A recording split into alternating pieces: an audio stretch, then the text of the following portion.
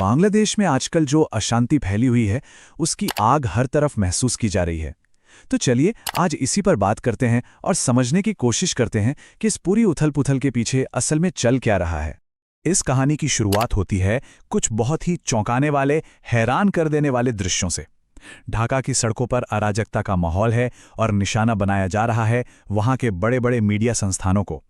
ये हमले सिर्फ हमले नहीं हैं, बल्कि एक बहुत गहरे संकट की तरफ इशारा कर रहे हैं। और देखिए, ये हिंसा सिर्फ इमारतों को जलाने या तोड़ने तक ही नहीं रुकी। इसका सबसे भयानक रूप तब देखने को मिला जब पत्रकारों को सीधे निशाना बनाया गया। डेली न्यूज के संपादक हैं नुरुल कबीर, उन पर एक भीड़ ने, सोचिए, बेरहमी से हमला कर दिया। बात यहीं खत्म नहीं होती। देश के जो सबसे बड़े और नामी मीडिया घराने हैं, जैसे कि डेली स्टार और प्रथम आलो, उनके दफ्तरों को सीधा आग के हवाले कर दिया गया। और सबसे डरावनी बात यह थी कि उस वक्त कई कर्मचारी अंदर ही फंसे हुए थे, अपनी जान बचाने के लिए जद्दोजहद कर रहे थे। तो इस पूरी जटिल स्थिति को बेहतर तरीके से समझने के लिए हम इसे कुछ हिस्सों में बांट कर देखेंगे। हम ढाका की अराजकता से शुरू करेंगे, फिर जानेंगे कि उस्मान हादी कौन था, भारत पर क्या आरोप लगे, इस हिंसा के क्या नतीजे हुए, इसका जियोपॉलिटिकल एंगल क्या है, और आखिर में एक्शन की क्या मांग की जा रही। तो चलिए सबसे पहले बात करते हैं ढाका में फैली इस अराजकता की। आखिर ये चिंगारी भड़की कैसे? राजधानी में हिंसा की ये लहर कैसे शुरू हुई? लेकिन सवाल ये उठता है कि आखिर मीडिया को ही क्यों निशाना बनाया जा रहा था? वजह क्या थी?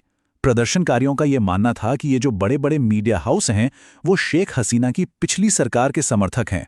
उन पर यह भी आरोप था कि वो भारत के पक्ष में खबरें छाप रहे हैं और जो विरोध प्रदर्शन चल रहा था उसे ठीक से कवर नहीं कर रहे थे। अब आते हैं उस सवाल पर जो इस पूरे संकट के केंद्र में है। आखिर वो कौन था जिसकी मौत ने पूरे देश में ये आग भड़का दी? कौन था ये शख्स? शरीफ उस्मान हादी। इस पूरे बवाल को समझने के लिए ये जानना बेहद जरूरी है कि मारा गया नेता शरीफ उस्मान हादी आखिर था कौन। तो देखिए, शरीफ उस्मान हादी कोई मामूली प्रदर्शनकारी नेता नहीं था। वो इनकलाब मंच का नेशनल स्पोक्सपर्सन था और शेख हसीना की सरकार को गिराने में जो छात्र आंदोलन हुआ, उसका एक बहुत बड़ा एक प्रमुख चेहरा था। उसकी पहचान उसके कड़े भारत विरोधी बयानों से भी थी, जिसमें भारत तोड़ो जैसे नारे तक शामिल थे। और तो और, वो ढाका से एक इंडिपेंडेंट कैंडिडेट के तौर पर चुनाव भी लड़ रहा था। अब यहां से कहानी एक नया मोड़ लेती है। सड़कों पर जो गुस्सा था, वो सिर्फ सरकार के खिलाफ नहीं था। उस गुस्से का एक बहुत ही साफ और सीधा निशाना था, और वो था भारत। चलिए जरा घटनाओं के क्रम को देखते हैं कि कैसे गोलीबारी से ये मामला एक बड़े विद्रोह तक पहुंच गया। 12 दिसंबर को जब हादी चुनाव प्रचार कर रहा था, तब 2 अज्ञात हमलावरों ने उसे गोली मार दी। कुछ दिनों बाद सिंगापुर में इलाज के दौरान उसकी मौत हो गई। और इसके ठीक बाद बांग्लादेशी मीडिया में खबर फैलने लगी कि जिन लोगों ने हमला किया था वो भागकर भारत चले गए हैं। बस इसी खबर के बाद पूरे देश में भारत के खिलाफ प्रदर्शन भड़क उठे। और सोशल मीडिया पर तो एक ही आरोप आग की तरह फैल रहा था, बहुत सीधा और साफ। भारत ने शरीफ की हत्या की। यही वो लाइन थी, यही वो नारा था जिसने प्रदर्शनकारियों को एकजुट कर दिया। हादी की मौत के बाद जो हुआ वो और भी ज्यादा हिंसक था। हिंसा की ये लहर पूरे देश में फैल गई, और जैसा कि हमने देखा, इसके निशाने पर सिर्फ मीडिया नहीं था। इस हिंसा के जो प्राइमरी टारगेट थे वो 3 ग्रुप्स थे। पहला, मीडिया आउटलेट्स, दूसरा, हिंदू अल्पसंख्यक समुदाय, और तीसरा, शेख हसीना की पार्टी यानी अवामी लीग के समर्थक। मतलब ये कोई रैंडम हिंसा नहीं थी, बल्कि सोची समझी और टारगेटेड थी। जैसे ढाका में जो इंडियन हाई कमीशन है, उस पर पत्थर फेंके गए। शेख हसीना की जो पूर्व शिक्षा मंत्री थीं, उनके घर को निशाना बनाया गया। छायानट जैसे कल्चरल सेंटर्स में तोड़फोड़ हुई। और रिपोर्ट्स के मुताबिक हिंदू नागरिकों और उनके बिजनेस पर भी हमले हुए। साथ ही अवामी लीग सरकार के समर्थकों पर भी हमले किए गए।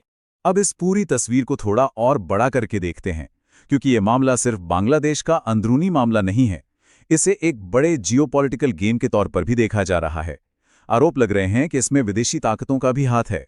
तो कौन है ये विदेशी ताकतें? सोर्स के मुताबिक चीन और पाकिस्तान पर यह आरोप है कि वो बांग्लादेश में भारत विरोधी भावना को हवा दे रहे हैं। वहीं दूसरी तरफ अमेरिका की भी भूमिका पर सवाल उठाए जा रहे हैं। ढाका में अमेरिकी दूतावास ने हादी की मौत पर जो संवेदना जताई, उसमें उसे एक युवा नेता बताया गया। सोर्स इसे एक अमेरिकी समर्थित एजेंडे से जोड़कर देखता है। और ये सिर्फ हवाई बातें या आरोप नहीं हैं। एक इंडियन पार्लियामेंट्री रिपोर्ट के कुछ निष्कर्ष भी इसी तरफ इशारा करते हैं। इस रिपोर्ट में बांग्लादेश में चीन के बढ़ते प्रभाव पर चिंता जताई गई है। इसमें खास तौर पर भारत के चिकन नेक कॉरिडोर के पास चीन द्वारा लालमोनिरहाट एयरबेस के विकास का जिक्र है। यही नहीं, पेकुआ में एक नया चीनी निर्मित सबमरीन बेस भी बनाया गया है।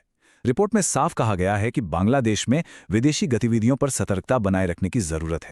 तो इन सब घटनाओं और जियोपॉलिटिकल टेंशन को देखते हुए अब भारत के लिए एक नई तरह की विदेश नीति की मांग उठ रही है। एक कॉल फॉर एक्शन है। और इस मांग के केंद्र में जो भावना है वो इस एक लाइन में साफ झलकती है, हमारे दूतावास पर पत्थर, हम पर पत्थर हैं। भारत को ये समझने की जरूरत है कि हमारे उच्चायोग पर हमला हम पर हमले जैसा है। तो सोर्स भारत से किस तरह के एक्शन की उम्मीद कर रहा है? पहला, चुप रहना और कुछ न करने की नीति को छोड़ना होगा। दूसरा, एक कड़ा संदेश देना होगा कि ऐसा बर्ताव बर्दाश्त नहीं किया जाएगा और जरूरत पड़े तो बल यानी दंड का भी इस्तेमाल हो। तीसरा, विदेशों में जो भारत विरोधी तत्व हैं उनके खिलाफ सार्वजनिक रूप से एक्शन लिया जाए, कुछ वैसा ही जैसा इजराइल करता है, ऐसा आरोप है।